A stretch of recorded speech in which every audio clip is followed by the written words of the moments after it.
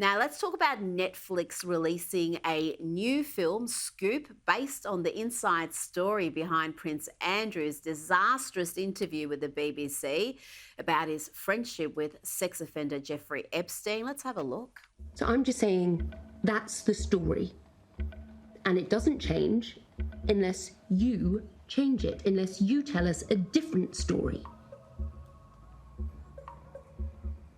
Your story in your voice. I really don't understand why everyone's so obsessed with my friendship with Jeffrey Epstein. I knew Jimmy Savile so much better.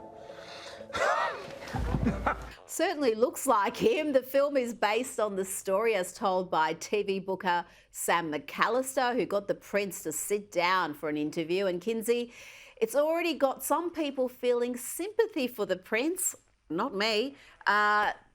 Tell me about how what impact this film's going to have for the royals. Well, yeah, I mean, I think ultimately this is horrible PR-wise because you're introducing an entire new generation to the Prince Andrew and Jeffrey Epstein scandal, a generation that was hooked on the "Where is Kate?" obsession that's now getting their hands onto them a brand new royal scandal to get all worked up about. Specifically, they have a scene where Princess Beatrice is sitting next to her father and negotiating this interview and saying, you know what? I've looked you up online. People are saying horrible things. Maybe we should do this. I highly doubt she appreciates her part in the film, but great reviews critically. But I think PR-wise, it's going to be hard for the royal family to sit back and watch this revisited not once, Rita, but twice, because Amazon is releasing a similar production called A Very Royal Scandal, which will cover this exact same thing. Yeah, it's going to be a difficult period. There's no way around it. There are so many unanswered questions with this saga, and it's ugly. It's undoubtedly ugly. Now, Prince Harry's US visa application has been handed over to a judge. His drug use, as admitted to in his memoir Spare, is the subject of a high-profile lawsuit brought by a conservative think tank in the US. He's fighting to stop the release of these documents. Does this latest update suggest they could be made public?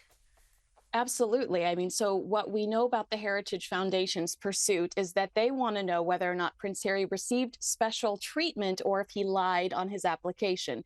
The judge said, I need to see what's inside of this paperwork to determine whether or not this should be released to the public. Is this, a value to American citizens? Why would they care?